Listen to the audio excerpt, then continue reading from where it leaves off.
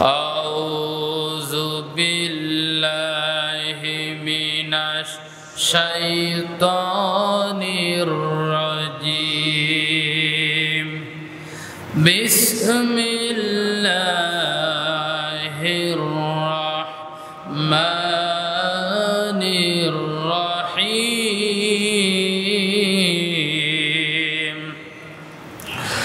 ওয়াত্তাউ ফিতনাতাল লা তুসিবান্নাল্লাযীনা যালামু মিনকুম খাসসা ওয়া'লামু আন্নাল্লাহা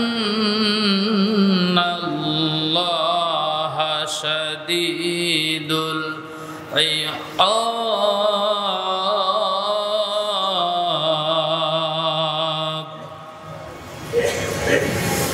কোরআনে মাজিদ সূরাতুল আনফাল 25 নম্বর আয়াতে কারিমা আল্লাহ তাআলা বর্ণনা করেন, তাউ ভয় করো আল্লাহকে।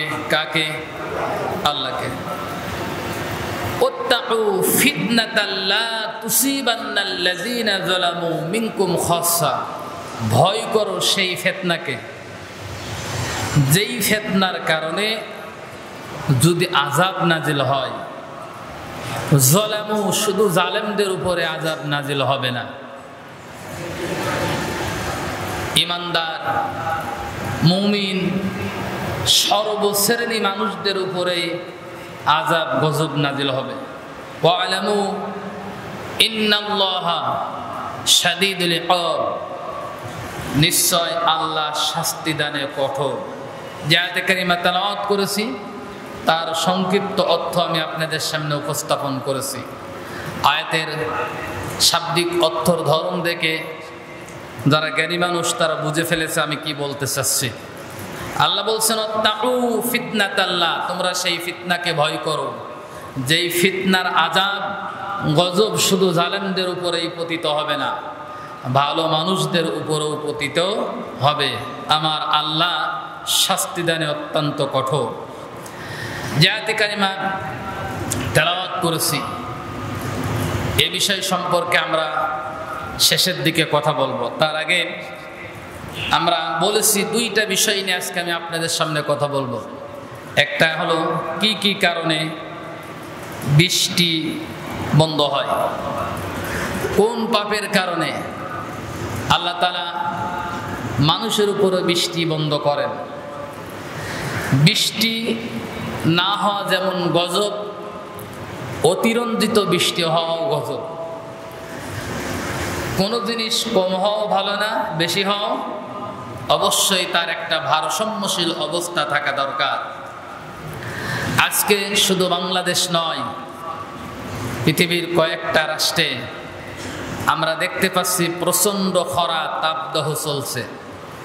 আবার কিছু কিছু রাষ্ট্রে এমনভাবে বন্যা দেখা দিয়েছে যেখানে 100 বছরের ভিতরে এরকম কোনো দৃশ্য তারা দেখতে পায়নি। আমরা এই দুইটার কোনোটাই চাই না। আমরা আল্লাহ রাব্বুল আলামিনের কাছে উত্তম কল্যাণকর বৃষ্টি চাই, গজব আকারে চাই না।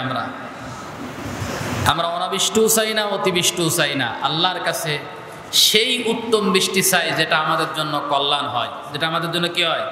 কল্যাণ হয়। আল্লাহ তাআলা আমাদের কবুল করুন, বলেন আমিন। প্রিয় ভাইরা আমার, বলছিলাম কি কি কারণে বৃষ্টি বন্ধ হয়।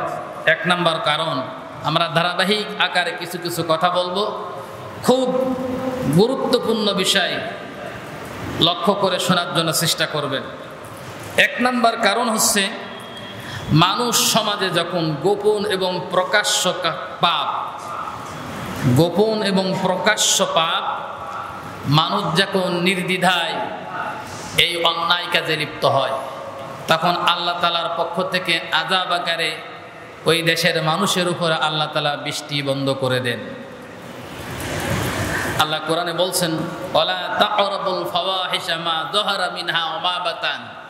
খবরদার তোমরা গোপন এবং প্রকাশ্য পাপে লিপ্ত হয়ো না। আল্লাহ নিষেধ করেছেন আমাদেরকে। বরং এই সমাজটা ইমানদারদের সমাজ। এই পৃথিবীর ভারসাম্য টিকে আছে ইমানদারদের কারণে। যদি একজন আল্লাহ এই পৃথিবীতে বেঁচে থাকে, তার কারণে এই পৃথিবী টিকে থাকবে, এটা আল্লাহ তাআলা ওয়াদা করেছেন। এবং পাপাচার সমাজের ব্যক্তিদের উদ্দেশ্য করে বলেছেন, ইন্নাল্লাযীনা ইউহিব্বুনা আন তাশিআল ফাহিশাতু ফিল্লাযীনা আমানু লাহুম আযাবুন আলীম। ইন্নাল্লাযীনা ইউহিব্বুনা আন তাশিআল ফাহিশাতু, আল্লাহ তাআলা বলতেছেন যে এই ইমানদারদের সমাজে যারা নেতৃত্ব দেয়,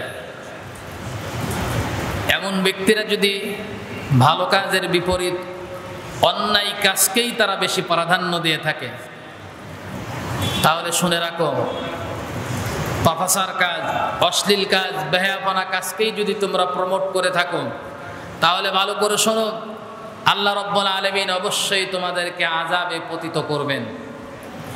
আয়াতের মাঝের অংশ আরো খারাপ। আল্লাহ বলছেন ফিদ দুনিয়া ওয়াল আখিরা, তাদের জন্য দুনিয়াও ধ্বংস হবে, আখিরাতও ধ্বংস হয়ে যাবে।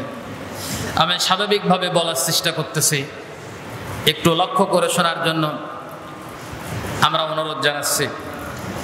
যে তাহলে এক নম্বর বিষয় হচ্ছে, যখন এই দেশে, এই সমাজে, পরিবারে, সব জায়গায় গোপন পাপ এবং প্রকাশ্য পাপ যখন অহরহর চলতে থাকে, নির্দ্বিধায় চলতে থাকে, কোনো মান্য করা হয় না, কোনো মানুষের লজ্জা শরম থাকে না অন্যায় করতে, পাপাচার করতে, তখন আল্লাহ তাআলা ওই জাতির উপরে অনেক ধরনের আযাবের মধ্যে থেকে একটা আযাব নাজিল করেন, সেটা হচ্ছে অনাবৃষ্টি আল্লাহ তাআলা তাদের উপরে চাপিয়ে দেন।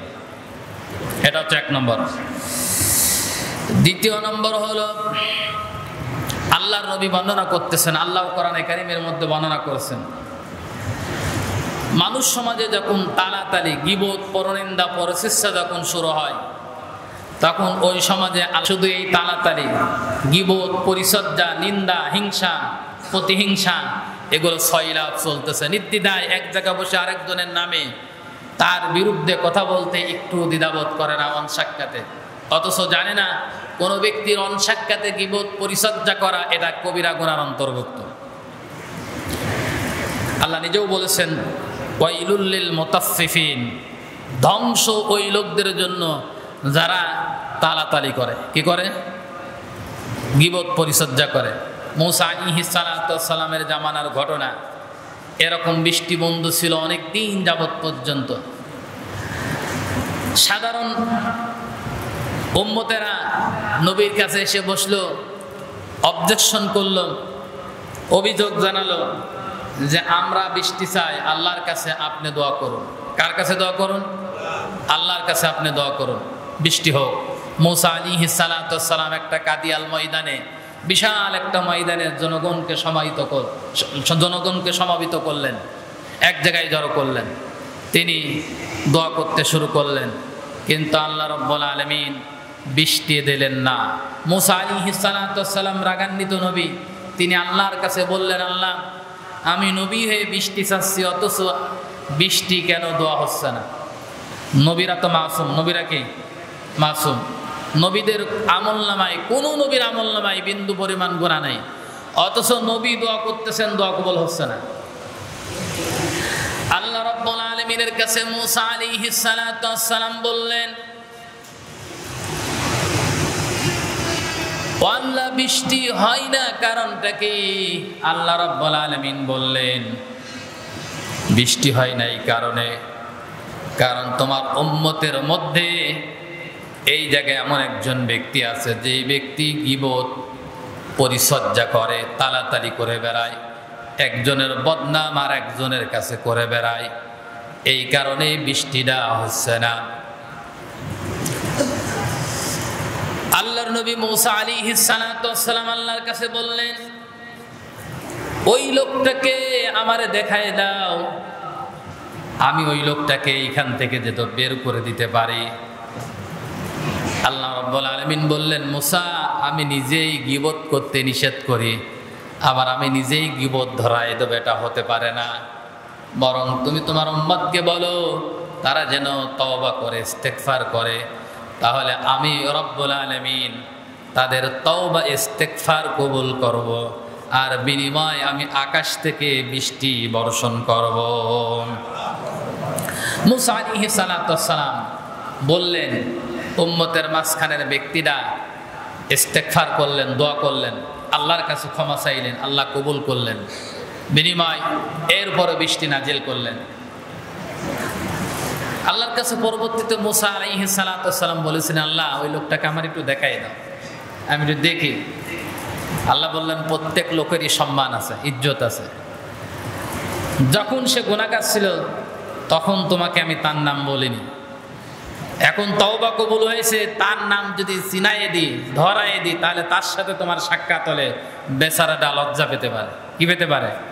লজ্জা পেতে পারে। এই জন্য সম্মান হানি করে কোনো ব্যক্তির বিরুদ্ধে কথা বলা শরীয়ত সম্মত নয়। কথা মনে বোঝাতে পারেনি? সে ছোট হোক অথবা বড় হোক, কোনো ব্যক্তিকে সম্মান হানি করে কথা বলা উচিত নয়।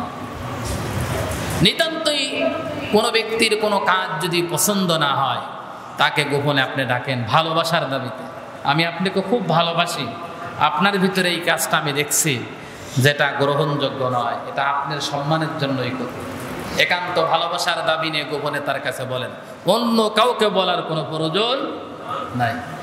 তাহলে তাড়াতাড়ি করলে, গীবত পরিচর্যা করলে আল্লাহ তাআলা গজব আকারে ওই দেশের উপরে বৃষ্টি বন্ধ করে দিতে পারেন। এটা 2 নম্বর কারণ। আমরা বলছিলাম আজকের আলোচনার সাবজেক্ট কি কি কারণে আল্লাহ তাআলা বৃষ্টি বন্ধ করে দেয়। প্রিয় ভাইরা আমার, 3 নম্বর কারণ,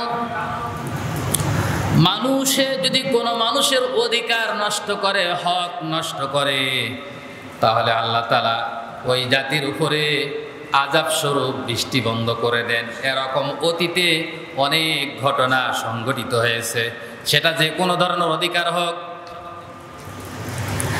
আল্লাহ নিজে কোরআনে কারিমের মধ্যে বর্ণনা করতেছেন, ওয়াইলুল লিল মুতাফফিফিনা আল্লাযীনা ইযা কাতালু আলান নাসি ইস্তাওফুন ওয়া ইযা কালুহুম আও ওয়াজানুহুম ইখসিরুন। জোরে বলেন আল্লাহু আকবার। কোরআনে মাজিদ সূরাতুল মুতাফফিফিন আল্লাহ নিজে বলতেছেন, ধ্বংস ওই লোকদের জন্য যারা কেনার সময় বেশি নেয় আর দেওয়ার সময় যারা কম দেয়। তার মানে ওজনে কম দাও কিন্তু মানুষের অধিকার নষ্ট করা। এরকম অনেক অধিকারের কথা কোরআন শরীফের মধ্যে আছে। কোনো মানুষ, কোনো জাতির লোক যখন, দায়িত্বশীলরা যখন এই বদ অভ্যাসে জড়িত হয়ে যায়, তখন তাদের উপরে এই গজব নাজিল হয়। মানুষের অধিকার নষ্ট করা, মানুষের অধিকার নষ্ট করা ইসলামী শরীয়তে এটা হারাম। এই কাজ যখন সমাজে অহরহ চলতে থাকে, তখন কি হয়? আল্লাহ তাআলা আযাব স্বরূপ, গজব স্বরূপ তাদের উপরে প্রাথমিক অবস্থায় বৃষ্টি বন্ধ করে দেন। প্রিয় ভাইরা আমার, এটা হচ্ছে 3 নম্বর কারণ। 4 নম্বর কারণ হলো, ধনীরা যখন সমাজে যাকাত দিতে দ্বিধাবোধ করে। সুনান ইবনে মাজাহ 4019 নম্বর হাদিসের মধ্যে দেখবেন এই তথ্যটা লেখা আছে। আল্লাহর নবী বলেছেন, যখন ধনীরা তার মাল থেকে যাকাত দিতে অস্বীকার করে, যাকাত যখন দেয় না, তখন আল্লাহ রাব্বুল আলামিন ওই দেশের উপরে, ওই এলাকার উপরে বৃষ্টি বন্ধ করে দেয়। এলাকার উপরে আল্লাহ রাব্বুল আলামিন তখন বৃষ্টি বন্ধ করে দেয়। আমি রমজান মাসে যাকাতের আলোচনা করতে গিয়ে বলেছিলাম, বাংলাদেশের মানুষ সত্যিকার অর্থে যদি সবাই যাকাত দিত বা গভর্নমেন্ট যাকাত কালেকশন করত, তাহলে এই দেশে বৈদেশিক ঋণের কোনো প্রয়োজন হতো না। যে হাজার হাজার lakh crore crore billion billion dollar মানুষ মাথা পিছু যে কত টাকা ঋণ এই বাংলাদেশের মানুষ নিজেও জানে না। কোনো একদিন যদি এই দেশের অর্থনৈতিক অবস্থা যদি শূন্যর কোটায় নেমে যায়, তাহলে এই দেশের জনগণের উপরে কি দশা নেমে আসবে আল্লাহ ছাড়া আর কেউ জানে না। বিষয়টা যে কত টাকা মাথা পিছু ঋণ আছে এই দেশের মানুষ। সরকার আপনার মাথা পিছু ঋণ নিয়েছে, আপনাদের আমাদের প্রত্যেকের মাথা পিছু।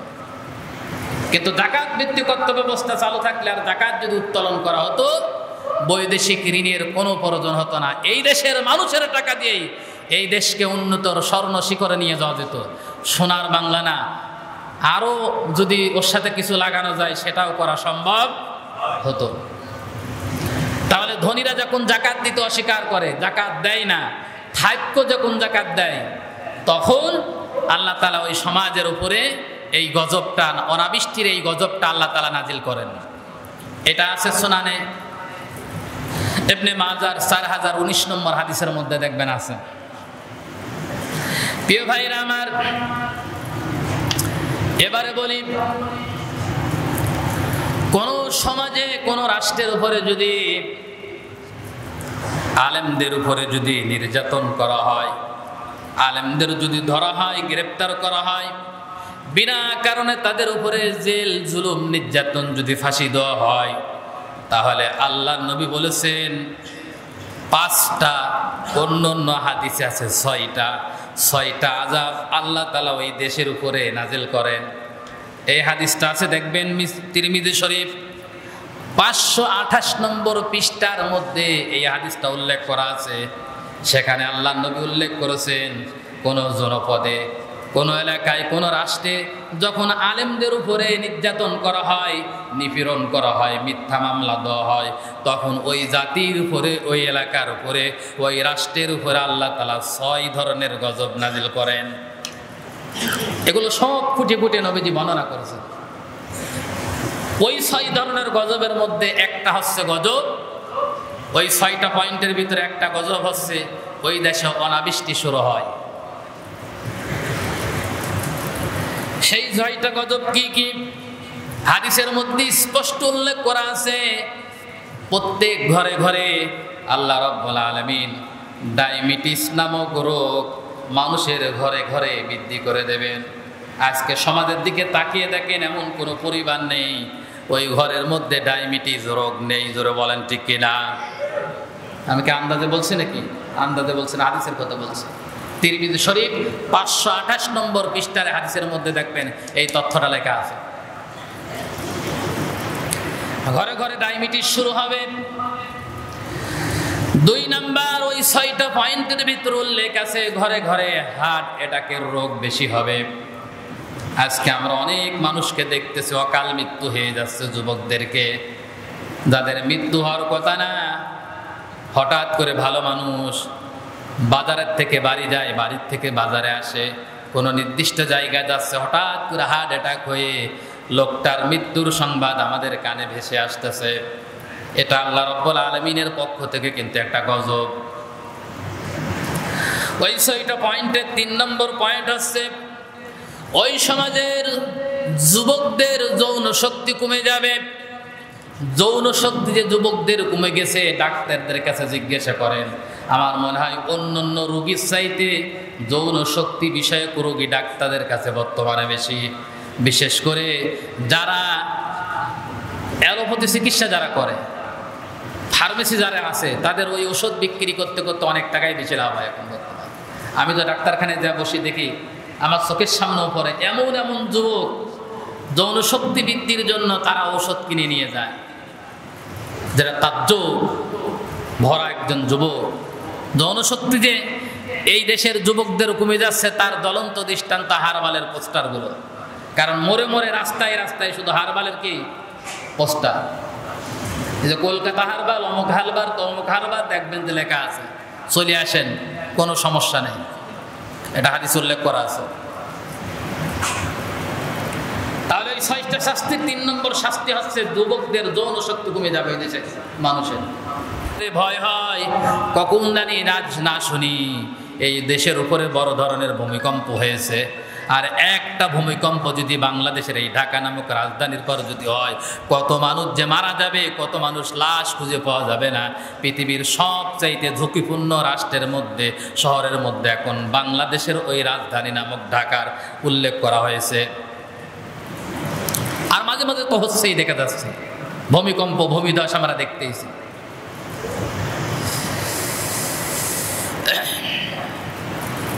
এরপরে 5 নম্বর পয়েন্ট ওই হাদিসের মধ্যে উল্লেখ করা হয়েছে, মাঝে মাঝে ওই রাষ্ট্রের মধ্যে তোমরা দেখতে পাবে ভূমিগুলো ফেটে যাবে।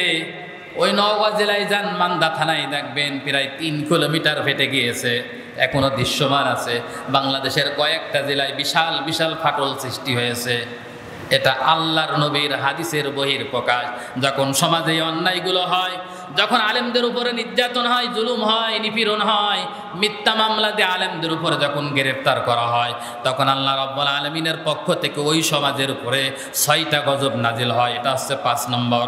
আর 6 নম্বর হচ্ছে আল্লাহ নবীজি বলেছেন ওই রাষ্ট্রের উপরে অনাবৃষ্টি দেখা দেয়। আমাদের দেশে মনে আলেম নির্যাতন হয় না নাকি? হয় না? আলেমরা হচ্ছে আল্লাহর পক্ষ থেকে নবীদের ওয়ারিস। নবীদের কি ওয়ারিস? আলেমের সম্মান, আলেমদের সম্মান আছে নবীদের 46 ভাগের 1 ভাগ। কয় ভাগের? 46 ভাগের 1 ভাগ। কারণ আলেমরা নবীদের ওয়ারিস পেয়েছে। নবীরা টাকা পয়সার সম্পদ রেখে যায়নি, নবীরা রেখে গিয়েছে এলেমের সম্পদ। কিসের সম্পদ? ওই এলেমের সম্পদ হচ্ছে আলেমরা পেয়ে থাকে। যে দেশে কোন আলেম থাকে, বড় ধরনের কোন আলেম থাকে, আল্লাহ তাআলা ওই আলেমের সম্মানার্থে ওই দেশের উপরে গজব নাজিল করে না। এটা আলেমের সম্মান। প্রিয় ভাইরা আমার, এবারে বলছি, খুব লক্ষ্য করেন, আল্লাহ রাব্বুল আলামিন 6টা কারণে মানুষের উপরে রাগান্বিত হয়। কয়টা কারণে? 6টা কারণে আল্লাহ রাব্বুল আলামিন মানুষের উপরে প্রচন্ড রাগান্বিত হয়। ওই 6টা কারণ দেখুন আমার আপনার মধ্যে আছে কিনা। যদি আজকে থাকে এই কথা শোনার পরে তওবা করবেন, আল্লাহ রাব্বুল আলামিন হয়তো আপনারে মাফ করে দেবেন, আমারে মাফ করে দেবেন।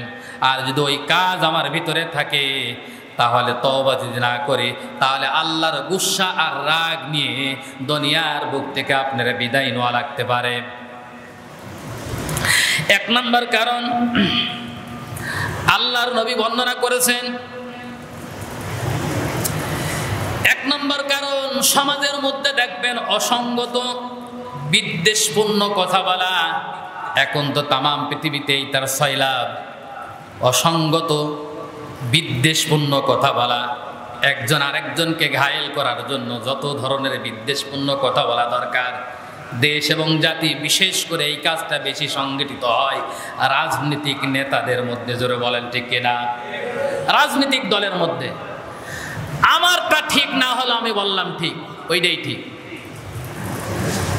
এটাই এখন চলছে এই দেশে। রাজনৈতিক গ্রুপের মধ্যে এই বিদ্বেষটা সবচাইতে বেশি। আর আল্লাহর নবী বলেছেন, আল্লাহ রাব্বুল আলামিন সবচাইতে ওই লোকদের উপরে রাগান্বিত হন যাদের মধ্যে অসঙ্গতি কথা, অযৌক্তিকপূর্ণ কথা, যেটা কথার সাথে কাজের মিল নেই, এমন কথা যখন সমাজে বেশি চালাচালি হয় আর বিদ্বেষপূর্ণ যখন কথা হয় সমাজে, ওই লোকদের উপরে আল্লাহ রাব্বুল আলামিন অত্যন্ত রাগান্বিত হয়ে যান। বুখারী শরীফ 6478 নম্বর হাদিসের মধ্যে দেখবেন এই তথ্যটা লেখা আছে। এবার আসেন যে 6টা কারণে আল্লাহ রাব্বুল আলামিন মানুষের উপরে রাগান্বিত হন। একটা বললাম, 1 নম্বর কারণ বললাম। 2 নম্বর কারণ হলো আল্লাহ নবীজি বলেছেন, কোন একজন মানুষ যখন পিতামাতার উপরে অসন্তুষ্টি হয়, পিতামাতার উপরে যখন পিতামাতাকে যখন অসম্মান করে, পিতামাতাকে যখন অবজ্ঞা করে, আল্লাহ রাব্বুল আলামিন তখন ওই বান্দার উপরে রাগান্বিত হয়। আর আল্লাহ যদি কোনো বান্দার উপরে, কোনো জনগণের উপরে রাগান্বিত হয়, সেখানে কোনো রহমত থাকে? সেখানে রহমত থাকে? সেখানে রহমত থাকে না, সেখানে গজব নাযিল হয়। আল্লাহ যে 6টা কারণে রাগান্বিত হয় বান্দার উপরে, তার একটা হচ্ছে অসঙ্গতপূর্ণ কথাবার্তা বলা, বিদ্বেষমূলক কথাবার্তা বলা। 2 নম্বর হচ্ছে পিতামাতাকে অসম্মান করা, অবজ্ঞা করা। পিতামাতা সন্তানের কাছে আল্লাহ রাব্বুল আলামিনের পরে যাদের মর্যাদা, আল্লাহ নিজে কোরআনে বলেছে, আনিশকুরলি ওয়ালিদাইকা, তোমরা আল্লাহর শুকর আদায় করো আর পিতামাতার শুকর আদায় করো। জোরে বলেন সুবহানাল্লাহ।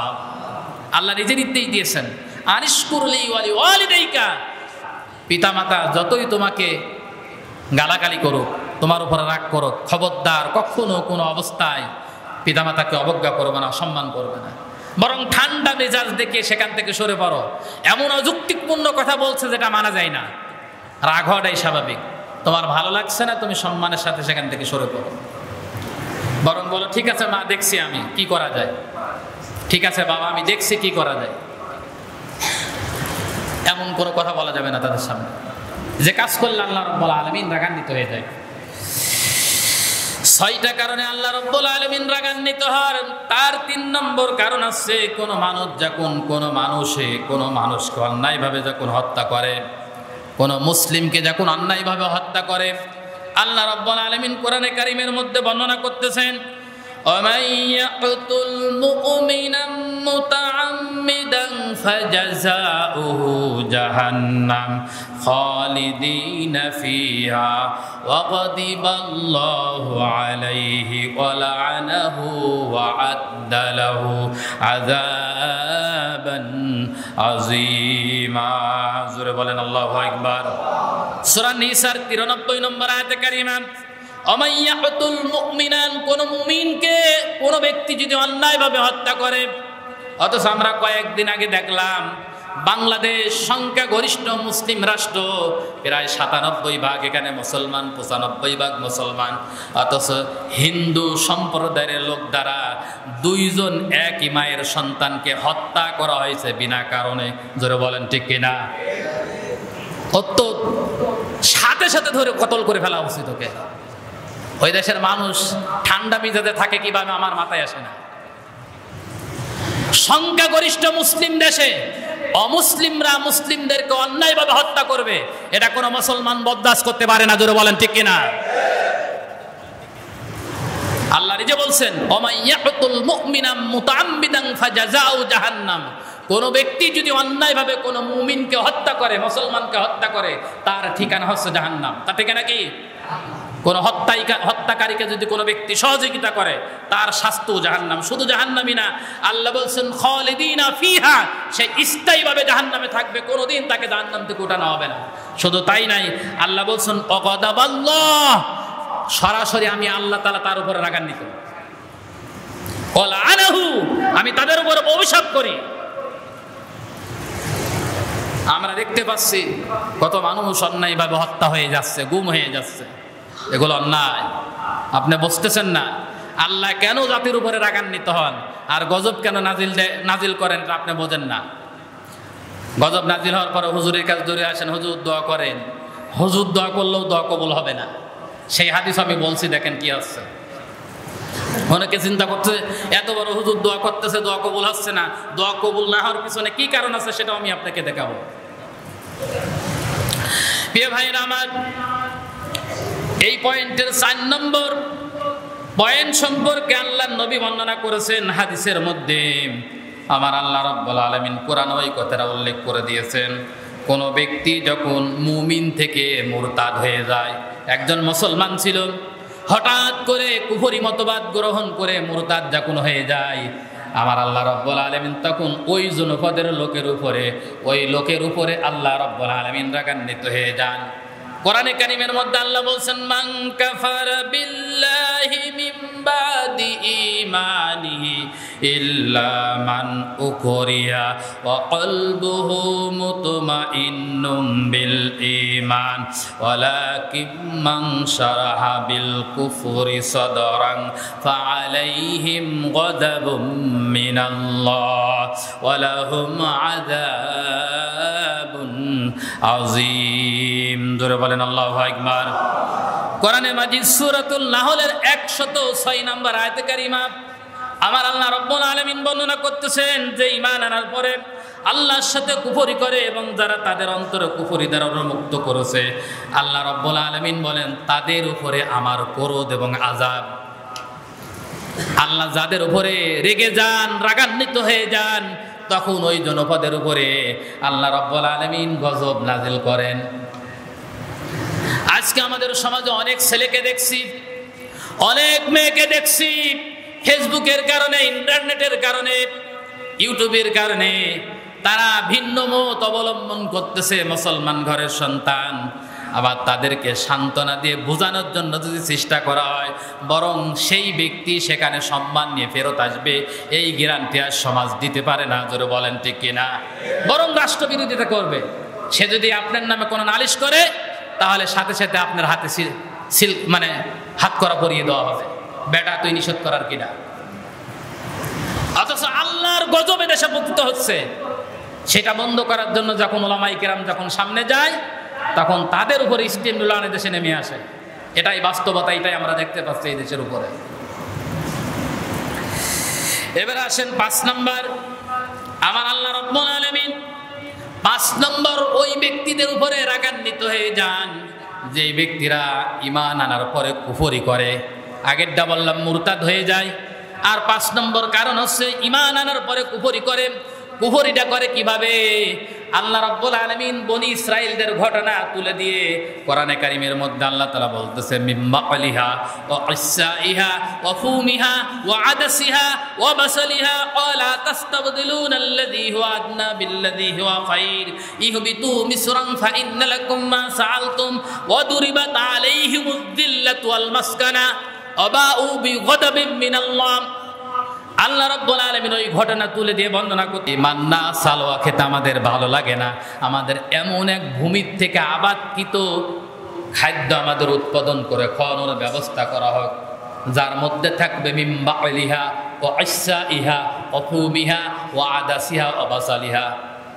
আদাসিয়া মানে হচ্ছে পেঁয়াজ রসুন, ভূমিজাত খাদ্য খাওয়ানো হোক। আদাসিহা ও বাসালিহা, পেঁয়াজ রসুনের কথা কোরআন শরীফের মধ্যে আছে, কাঁচা ঝালের কথাও কোরআন শরীফের মধ্যে আছে, আপনি পড়েননি তাই জানেন না। এগুলো আমাদের খাওয়ানো হোক। অথচ জান্নাতি খাদ্য খাওয়ানো হতো বনি ইসরাইল জাতিকে, যার নাম হচ্ছে মান্নার সালোয়া। তারা সেটা পছন্দ করেন। আল্লাহ তাআলা কি করলেন? তাদের উপরে রাগান্বিত হলেন। ওদুরিবাত আলাইহিমুয যিল্লাতু ওয়াল মাসকানা। তারা এটা চাওয়ার কারণে আল্লাহ রাব্বুল আলামিন তাদের উপর রাগান্বিত হয়ে এমন ব্যবস্থা করেছিলেন। আগে পর অনেক ঘটনা আছে, মূল কথাটা আমি বলতে পারছি না, অনেক সময় লম্বা হয়ে যাবে, সময়ের দিকে লক্ষ্য করে বলছি। এজন্য বলছি 5 নম্বর কারণ, যারা আল্লাহর নিয়ামত পাওয়ার পরে যারা কুফরি করে, আল্লাহ রাব্বুল আলামিন তাদের উপরে রাগান্বিত হয়ে যান। আজকে আমরা সেটাই করছি। আল্লাহর সবচাইতে বড় নিয়ামতের নাম হচ্ছে ইসলাম। নাম কি? এটা ইসলামকে আমরা ভালো পছন্দ করিনি। ইসলামের মধ্যে সকল কিছুর সমস্যার সমাধান আছে, এই ব্যাপারে কি আমরা একমত না দ্বিমত? ওটা পছন্দ হয়নি, আমরা বরং কুফরি মতবাদকেই গ্রহণ করেছি। এবার আসেন 6 নাম্বার, আমার আল্লাহ রাব্বুল আলামিন কোরআনে কারীমের মধ্যে বর্ণনা করতেছেন 6 নাম্বার কারণ আল্লাহ রাব্বুল আলামিন ওই জাতির উপরে, পরিবারের উপরে, সমাজের উপরে রাগান্বিত হন যারা আল্লাহকে বাদ দিয়ে চতুষ্পদ প্রাণীদেরকে পূজা করে। এখন বলতে পারেন কই, আমরা তো চতুষ্পদ প্রাণীদেরকে পূজা করি না, কিন্তু আমরা তো দেখলাম বৈশাখী মিলান নামে আমরা দেখলাম ওই ধুতুম পেঁচা, ওই বাঘ ভাল্লুক সিংহগুলো কাঁধে করে নিয়ে মিছিল করা হলো, না হয়নি? হয়েছে না? ইসলাম আপনাকে এই প্রমোট করার অধিকার কে দিয়েছে? যেটা ইসলামী শরিয়াতে যে সাংস্কৃতিক সমর্থন করে না, আল্লাহ তাআলা বলেন সেখানে যদি এরকম কোনো কিছু হয়, ওগুলো এক ধরনের পূজা। কিভাবে পূজা, এটা আমি স্বল্প সময় আপনাকে বোঝাতে পারবো না।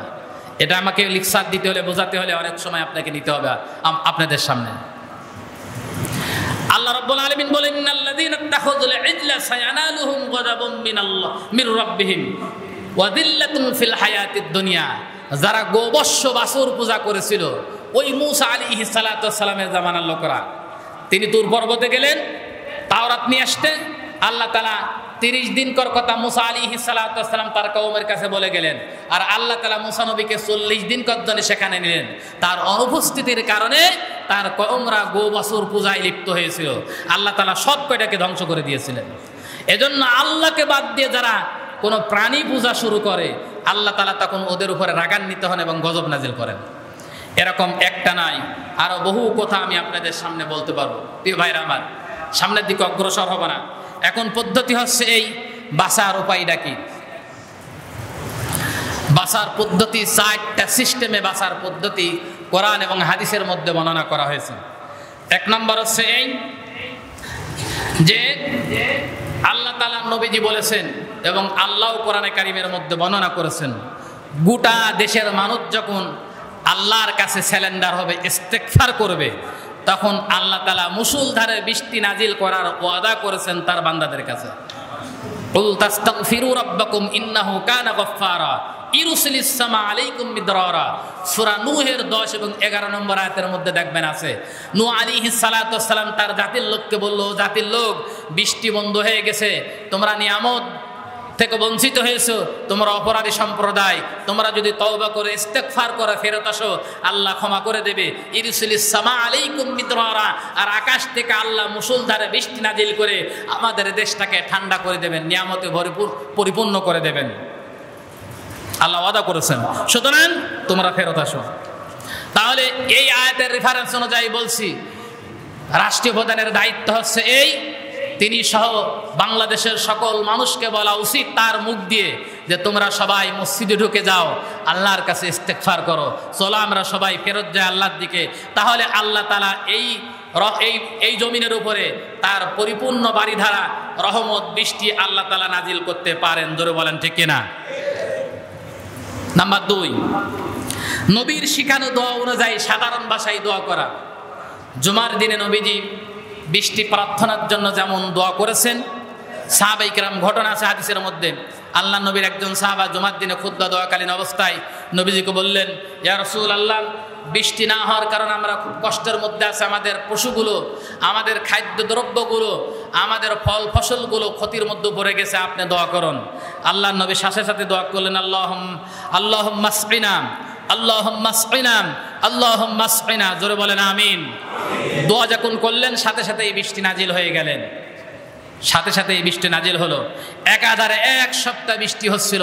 পরবর্তী সপ্তাহে এসে ওই সাহাবাই বললেন, ইয়া রাসূলুল্লাহ, দোয়া করার কারণে এত বৃষ্টি হয়েছে, জনজীবন অতিষ্ঠ, আপনি দোয়া করুন এই বৃষ্টি যাতে আল্লাহ তাআলা বন্ধ করে দেয়। আল্লাহ নবী দোয়া করলেন, হাওলাইনা কামা, আল্লাহ নবী দোয়া করলেন, আয় আল্লাহ তাআলা, তুমি আমাদের এই অঞ্চলে আর বৃষ্টি দিও না, পার্শ্ববর্তী এলাকায় তুমি বৃষ্টি দান করো।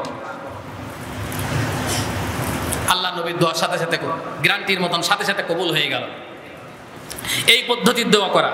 3 নম্বর পদ্ধতি হতে ইস্তেখারার নামাজ আদায় করা। কি করা? ইস্তেস্কার নামাজ, ইস্তেখারা না, ইস্তেস্কার নামাজ আদায় করা। যেই ইস্তেস্কার নামাজ সারা বাংলাদেশে পড়া হচ্ছে, তারপরও বৃষ্টি নাজিল হচ্ছে না। কি কারণে হচ্ছে না তার একটা উদাহরণ আমি এই প্রথম থেকে শেষ পর্যন্ত বললাম। কি কি কারণে আল্লাহ তাআলা বৃষ্টি জাতির উপরে দেয় না তার সংখ্যা বলেছি, 5 আর 6 11। 11 আর 6 কত হচ্ছে? কত? 17টা কারণ বলেছে আপনাদেরকে। এই 17টা কারণে আল্লাহ তাআলা এই জাতির উপরে বৃষ্টি বন্ধ করে রেখেছেন। তা বাঁচার জন্য পদ্ধতি হচ্ছে 4টা। 1 নম্বর পদ্ধতি তাওবা, ইস্তেগফার করা, ফেরত আসা। 2 নম্বর পদ্ধতি নবীজির দেখানো শিখানো দোয়া আল্লাহর কাছে পাঠ করা। 3 নম্বর পদ্ধতি হচ্ছে ইস্তেস্কার নামাজ আদায় করা। ইস্তেস্কার নামাজ আদায় করার পরও আল্লাহ তাআলা দোয়া কবুল করবেন না একটা কারণে। সেই হাদিসটা বলে আজকের আলোচনা শেষ করব। কারণ আমি আলোচনার শুরুতে একটা আয়াত তেলাওয়াত করেছিলাম আর একটা হাদিস তেলাওয়াত করেছিলাম। আল্লাহ নবী বলেছেন, ওয়ালা মান রাআ মিনকুম মুনকারান ফালিয়ুগাইয়ির বিয়াদিহি ফাইল্লাম ইস্তাতি ফাবিলিসানিহি ফাইল্লাম ইস্তাতি ফাবিকলবিহি ওয়া যালিকা আদাউফুল ঈমান। তোমরা যখন তোমাদের সমাজে যখন কোনো অন্যায় কাজ দেখবে, তোমাদের শক্তি থাকলে তা হাত দিয়ে বাধা দেবে। এটা রাসূলের নির্দেশ। হাত মানে শুধু এই হাত না, হাতের মেলা ব্যাখ্যা আছে। হাত মানে ক্ষমতার হাত, হাত মানে অর্থনৈতিক হাত, হাত মানে আইনের হাত। আমাদের আছে না নাই? আছে না? আইনের হাত। আর যাদের আইনের হাত আছে তারা আইনের হাত দিয়ে বাধা দেন। যারা ক্ষমতা আছে ক্ষমতার হাত দিয়ে বাধা দেন। আর আমাদের যাদের ক্ষমতা নেই, আমরা আপনাদের পিছনে থেকে নারেক তাকবীর আল্লাহু আকবার বলতে আমাদের বিন্দু পরিমাণ কোনো দ্বিধাবোধ নাই। এজন্য বলছি, নবীজি বলেছেন যখন কোনো অন্যায় কাজ দেখবে তোমরা হাত দিয়ে বাধা দেবে। হাতের ব্যাখ্যা আমি আপনাদের বলে দিয়েছি। যদি সম্ভব না হয় তাহলে মুখ দিয়ে বাধা দেবে। এটাও যদি সম্ভব না হয় তাহলে তোমরা মনে মনে পরিকল্পনা করবে সেই জিনিসটা পরিবর্তন করার জন্য। আমার যেই সমস্ত ভাইরা যখন যেই সময় এই দেশের উপর অনাবৃষ্টির কারণে, তাপদাহের কারণে জনজীবন যখন অতিষ্ঠ, তখন আমরা দেখতে পাচ্ছি আমাদেরই সন্তান আমাদের ভাইরা পান্টিতে মেলা লাগানোর জন্য তার একটা সিদ্ধান্ত নিয়েছেন। আমি মসজিদের ইমাম হিসাবে এইখানে দাঁড়িয়ে তাদের কাছে অনুরোধ করতেছি, তাদের কাছে বিনীতভাবে অনুরোধ করতেছি, যারা এই কাজের জন্য আঞ্জাম দিচ্ছেন তারা এই কাজ থেকে ফেরত আসেন। যদি ফেরত না আসেন তাহলে আপনাদের জন্য কয়েকটা ক্ষতি হয়ে যাবে, 3টা ক্ষতি, মোট 6টা ক্ষতি হবে আপনাদের। কোরআন এবং হাদিসে তা বর্ণনা করা হয়েছে। যারা এই কাজের আঞ্জাম দিচ্ছেন, যারা সহযোগিতা করছেন, আমি এই মসজিদের মেহরাব থেকে, মেম্বার থেকে আমি তাদের উদ্দেশ্য বলতেছি, আপনারা এই কাজ থেকে থেমে যান। এটা আপনাদের জন্য কল্যাণ হবে, দেশের জন্য কল্যাণ হবে। আমার যতটুকু ক্ষমতা আছে সেই ক্ষমতার বলে আমরা এই সিদ্ধান্ত নিয়েছি। আমরা সকল ইমামরা একসাথে বসেছিলাম, প্রত্যেক মসজিদ থেকে প্রতিবাদ জানানোর ব্যাপারে কথা বলা হয়েছে।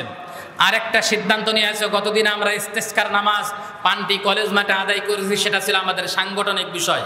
কিন্তু এলাকার যত ইমাম আছে মসজিদের সমস্ত ইমামদের সাথে করে নিয়ে আরেকবার আগামীকাল সকাল 8 ঘটিকার পরে ইস্তেসকার নামাজ পান্টি কলেজ মাঠে আদায় করা হবে। আপনাদের সবার সেখানে যাওয়ার জন্য অনুরোধ করতেছি।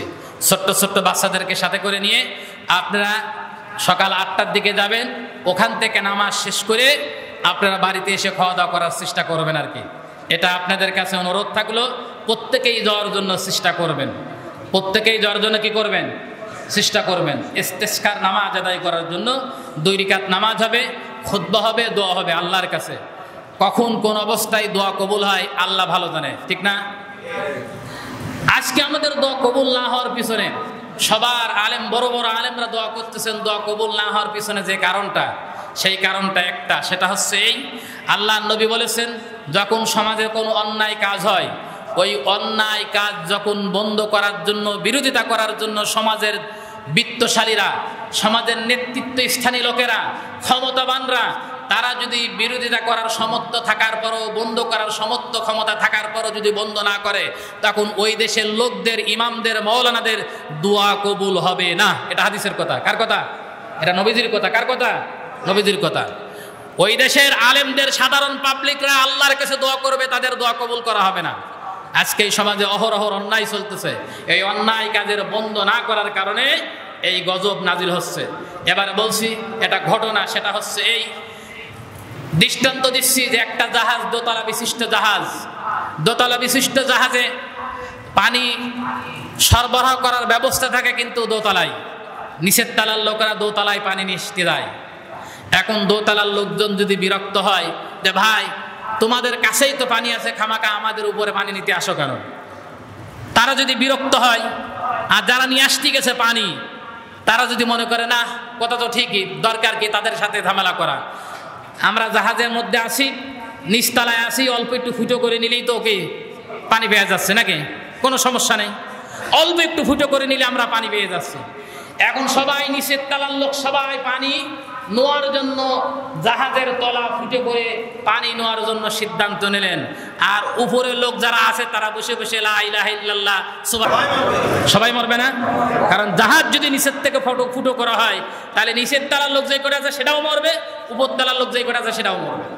গজব যখন নাজিল হয় তখন আল্লাহ বলেছেন যে আয়াত প্রথমে আপনাদেরকে শুনিয়েছিলাম, আল্লাহ বলছেন আত্তাকু ফিতনাতাল লা তুসিবান্নাল্লাযিনা যালামু মিনকুম খাসসা, ভয় করো সেই আযাব থেকে, গজব থেকে, সেই ফিতনা থেকে, যে আযাব আর গজব যখন পতিত হবে, যালামু শুধু জালেমদের উপরে পতিত হবে না, ওই দেশের ভালো মানুষের উপরও পতিত হবে। জোরে বলেন ঠিক কিনা?